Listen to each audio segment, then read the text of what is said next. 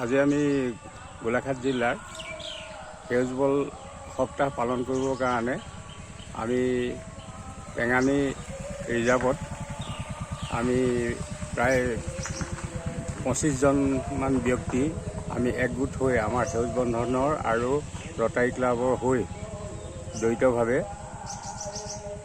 আমি সকলোৱে যিবিলাক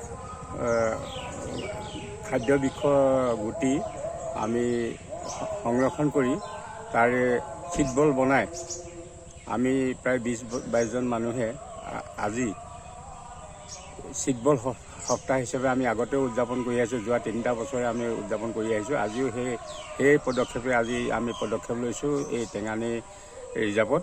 আমাৰ লগত ফৰেষ্ট ডিপাৰ্টমেণ্টৰ কেইবাজনো বিষয়া আমাৰ লগত আছে। লগতে মোৰ সহপাঠী ছাদিক ৰহমান, উত্তম বৰুৱা, হৰিশ নেওগ, পৰাগ খাটনিয়াৰ আৰু আমাৰ কমলহে কলেজৰ অৱসৰপ্ৰাপ্ত প্ৰিন্সিপাল লোকেন বৰা ডাঙৰীয়া আৰু ভালেকেইজন কৃষক পুতুল গগৈ, লগতে আমাৰ মৃণাল শইকীয়া ডাঙৰীয়া, এনেকৈ প্ৰভৃতি কৰি মই সকলোৰে নাম নাজানো।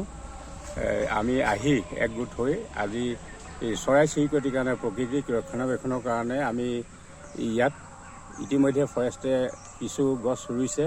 তাৰ মাজতে আমাক DFO ছাৰে ইয়াত ছটিয়াবৰ কাৰণে আমাক অনুমতি প্ৰদান কৰিলে। সেই অনুপাতে আমি আহি ইয়াত আমি এই চিট ছটিয়াবলৈ আমি সুবিধা পালোঁ আৰু সেয়ে আমি প্ৰায় 4-5 হাজাৰ গুটি চিটবল বনাই আমি ইয়াত চয়িং কৰিলোঁ।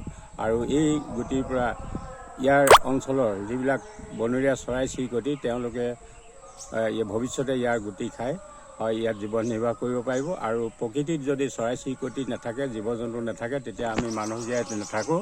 আৰু অন্যহাতে যিটো গ্ল'বেল ৱাৰ্মিং, এই গছৰ পৰা যি অক্সিজেন, কাৰ্বন ডাই অক্সাইড শোষণ কৰা গছ গছনিৰ যি ব্যৱস্থা আছে, তেনেধৰণে আমি ভাবিছোঁ যে আমাৰ যিটো উত্তাপটো নিয়ন্ত্ৰণ হ'ব ভৱিষ্যতে। তেনেকুৱা এটা উদ্দেশ্য আগত ৰাখি আজি আমাৰ এই প্ৰগ্ৰেমটো আমি হাতত লৈ আমি আজি সমাপন কৰা হ'ল।